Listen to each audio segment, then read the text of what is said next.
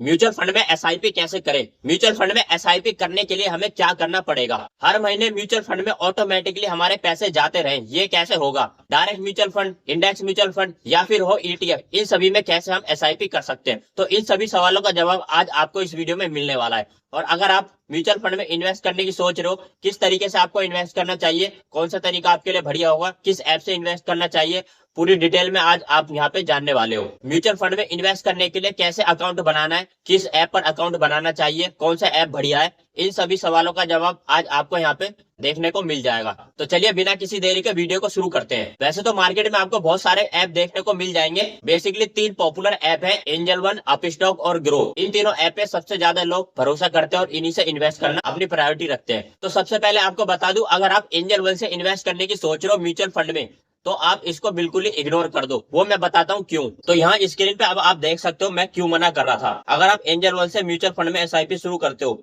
तो यहाँ पे आपको मिलेगा रेगुलर म्यूचुअल फंड। यानी कि जब भी आप इसमें इन्वेस्ट करोगे तो आपको सिर्फ रेगुलर म्यूचुअल फंड ही दिखाई देंगे, जिसमें एक्सपेंस रेशो आपका ज्यादा होता है।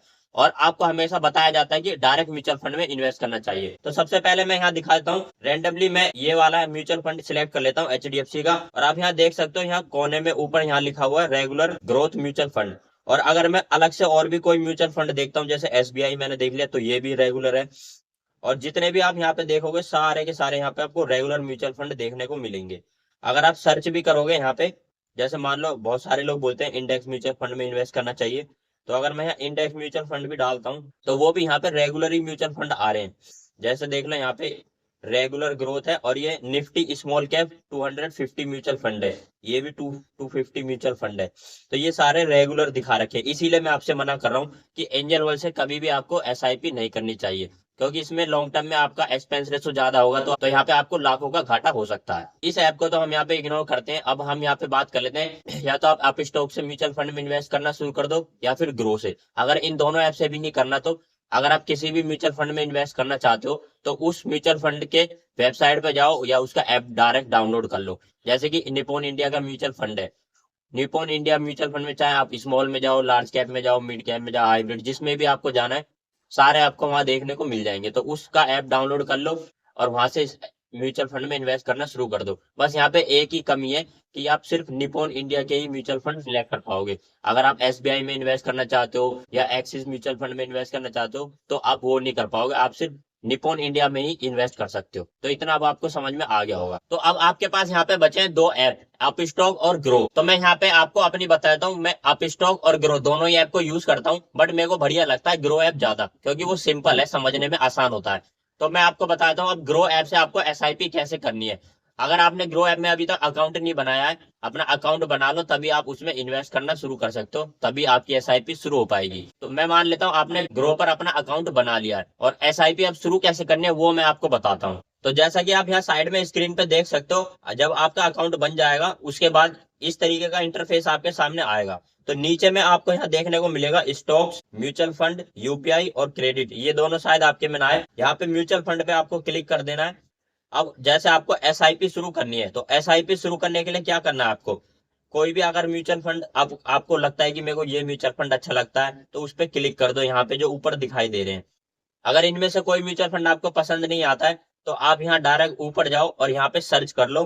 जैसे मान लो एग्जांपल के लिए एसबीआई का म्यूचुअल फंड में यहाँ सर्च करता हूँ। अब एसबीआई में आपको कौन सा चाहिए, लार्ज कैप चाहिए, मिड कैप चाहिए, स्मॉल कैप चाहिए। तो मैं जैसे यहाँ स्मॉल कैप लिख दिया मैंने, तो एसबीआई का यहाँ पे आ गया स्मॉल कैप म्यूचुअल फंड।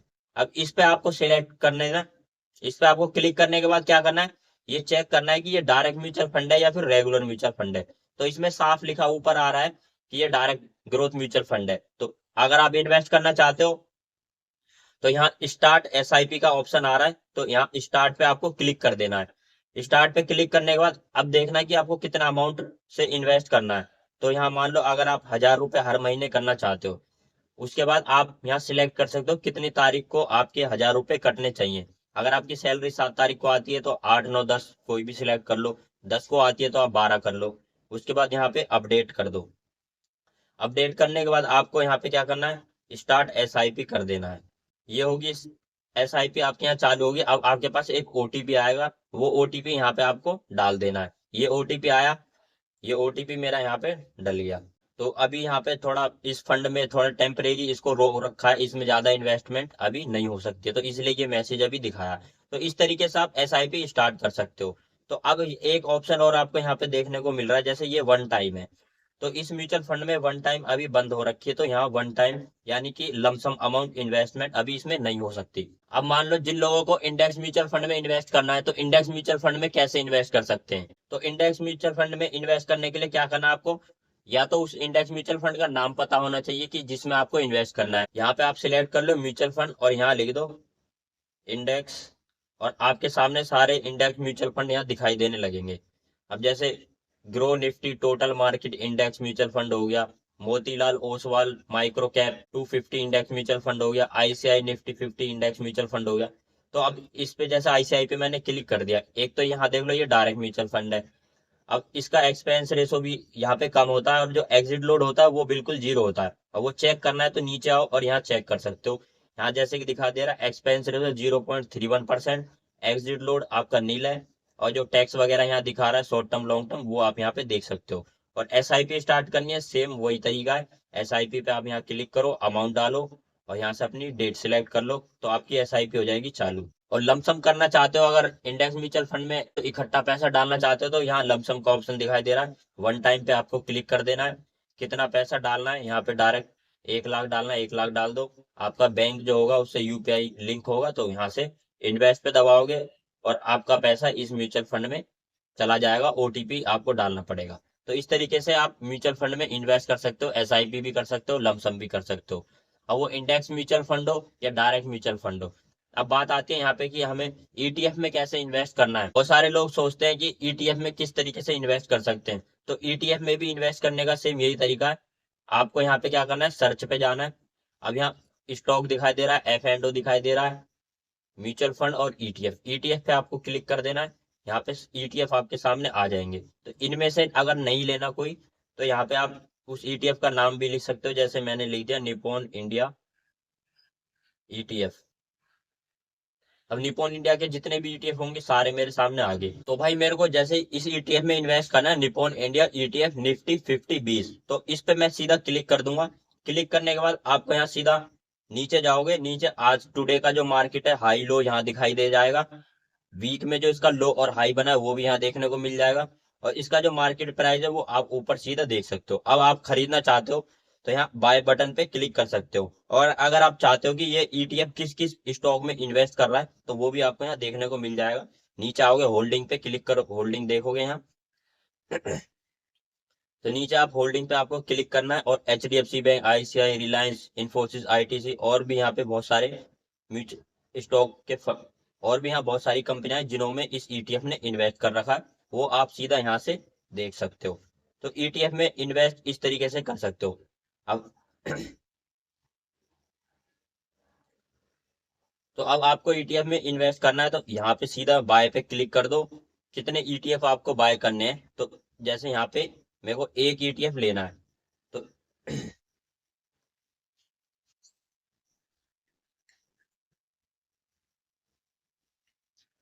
तो जैसे मेरे को एक ईटीएफ लेना है, यहाँ पे मैंने कर दिया मार्केट प्राइस, यानी मार्केट में जो भी प्राइस होगा वो मेरे को मिल जाएगा। अगर आप यहाँ लिमिट लगाना चाहते हो कि मार्केट में अभी प्राइस चल रहा है 274 रुपए, और मैं चाहता हूँ कि भाई मेरे को चाहिए 272 में, तो यहाँ 272 कर दूंगा।